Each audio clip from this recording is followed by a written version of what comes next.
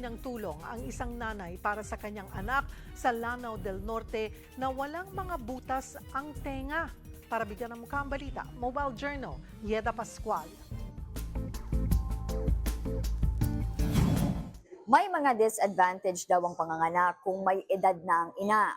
Yan ang iniisip na dahilan ng isang nanay kung kaya't maraming komplikasyon ang kanyang bagong silang na anak.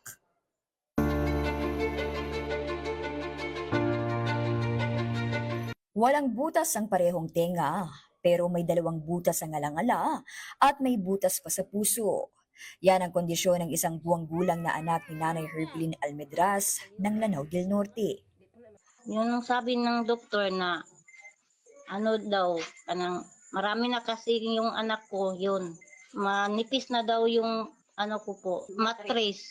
45 anyos na si Nanay Herveline at pangwalong anak niya na si Baby Rain. Ayon kay Dr. Richard Mata, isang pediatrician, ang ideal age para manganak ang isang ina ay edad 20 hanggang 30. Kapag pumalo na kasi sa 35 pataas, may ituturing na daw itong high-risk pregnancy. Huwag po kayo mag-worry kahit may edad na kayo nagbuntis. Dinidiscuss lang natin yung research na sinasabing mas may ganitong napapansin sa mga may older age na nagbubuntis. But itong mga bagay na ito ay sometimes nangyayari talaga kapag mas may edad na. Yun po. And mahirap natin ma-predict or mapigilan. Ang problema, ang ganitong mga komplikasyon kadalasang hindi nakikita sa ultrasound. Pero may chance naman daw na maging normal pa si Baby Rain. Yun nga lang maraming espesyalista ang kailangang tumingin sa kanya at medyo may katagalan din ang gamutan. Kung hindi siya makorek, pwede kasing humina din yung resistensya ng bata. Kasi in comparison sa atin, kunyari atin, yung airways natin ay normal, maganda ang pasok ng hangin. Pero kung kunyari merong mga konting bara or mga hindi katulad ng normal, pwede po yung nakakahina ng resistensya. Kailangan ready yung bata for any operations. Magbubukid ang mister ni Nanay Herveline at nag-aaral pa ang 5 nilang anak.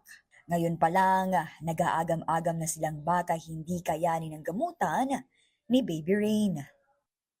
Sabi ng doktor po, dalhin ko daw po sa Cagayan yung malaking mga hospital para daw matingnan yun. Sabi ko sa doktor na wala kaming pera na magpunta doon.